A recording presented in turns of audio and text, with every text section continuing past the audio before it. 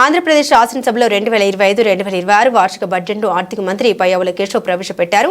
3.22 లక్షల కోట్లతో బడ్జెట్ను సభ ముందుకు తీసుకొచ్చారు. కూటమి ప్రభుత్వం అధికారంలోకి వచ్చిన తర్వాత తొలిసారిగా పూర్తి స్థాయి బడ్జెట్ను ప్రవేశపెట్టారు. బడ్జెట్లో వ్యవసాయానికి 48,000 కోట్లు కేటాయించారు. రెవెన్యూ వ్యయం 2,51,162 కోట్లు, మూలధన వ్యయం అంచనా 40,635 కోట్లు, రెవెన్యూ లోటు 33,185 కోట్లు, ద్రవ్య లోటు 79,926 కోట్లుగా అంచనా వేశారు.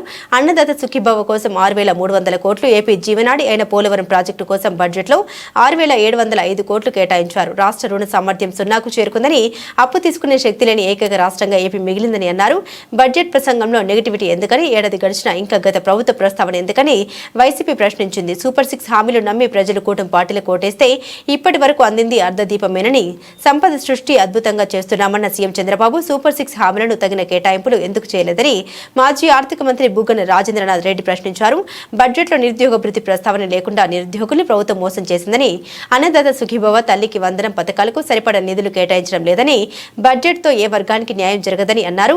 వైసీపీ ఎమ్మెల్సీ బొత్స సత్యనారాయణ బడ్జెట్లో సంక్షేమం, అభివృద్ధికి సమ ప్రాధాన్యం ఇచ్చామని కూటమి ప్రభుత్వం చెబుతుంటే ఎన్నికల హామీలకు నిధులు కేటాయింపులు చేయకుండా ప్రజల్ని మోసం చేశారని వైసీపీ 5 ఏళ్ల పాటు రాష్ట్ర ఆర్థిక అభివృద్ధి పునాదులు కూలిపోయినా రాష్ట్రాన్ని తిరిగి నిర్మించేలా రాష్ట్రంలోని అన్ని సామాజిక వర్గాలను ఎలాంటి తారతమ్యం లేకుండా సమన్యాయం, సమాన అభివృద్ధి అందించే దిశగా స్వర్ణాంధ్రప్రదేశ్ 2047 కలలను సాకారం చేసుకునే దిశగా 2025-26 వార్షిక బడ్జెట్ను మన రాష్ట్ర ప్రభుత్వం నేడు అసెంబ్లీలో ప్రవేశపెట్టడం యావత్ రాష్ట్రం మొత్తం గర్వించదగ్గ విషయం.